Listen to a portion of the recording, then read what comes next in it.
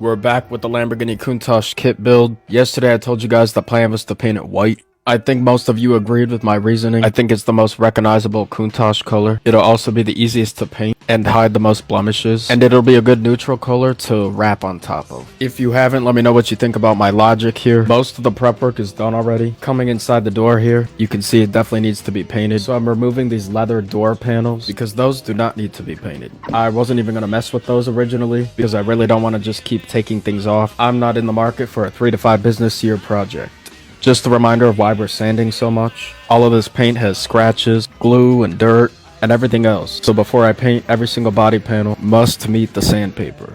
Next, I'm going for the single windshield wiper. It's useless anyways, just a formality. And then I'm taping off all the windows because that'd be unfortunate to sand right onto the glass. The white paint will hide a lot of the imperfections because it's so bright. The official Lamborghini color is Bianco Polo, which means white polo. Seems fitting. I also did some work on the front air dam. It was pretty scuffed up. I'd like to get some sort of plastic cover that goes under there because this thing is like 2 or 3 inches off the ground and I've already scraped it at least thrice. We're super close to painting this thing, so I wanted to make the paint booth. Coming over to the other parking area in my garage, the walls and the ceiling are already white and I've got these beams running down the middle that I'm going to use for the corner. First things first, I have to get rid of my tools and my cabinets because they don't need to be painted. For those of you that are new here, Craftsman sent me all of these cabinets and tools as a gift when I moved into my shop. I'll be clamping plastic to the I-beam and then I also put a ratchet strap up across that other direction. I looked into getting a carport or a tent or something, but they were all hundreds of bucks and I think this piece of plastic was like 13 bucks at Harbor Freight. I didn't measure anything, but it actually worked out perfectly. I am missing about 10 feet on the other side, so I'll go get a small section tomorrow. I'm not really worried about the walls and the ceiling. It could probably use some white paint,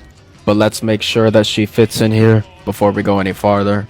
I think we have just enough room. It's about 2.5 feet on each side. But if I need to, I can always angle this back wall outwards. And then I'll also need to add a fan pointing towards that back door so I don't choke. And I also got the paint gun that I'm going to use. This is that $16 special from Harbor Freight.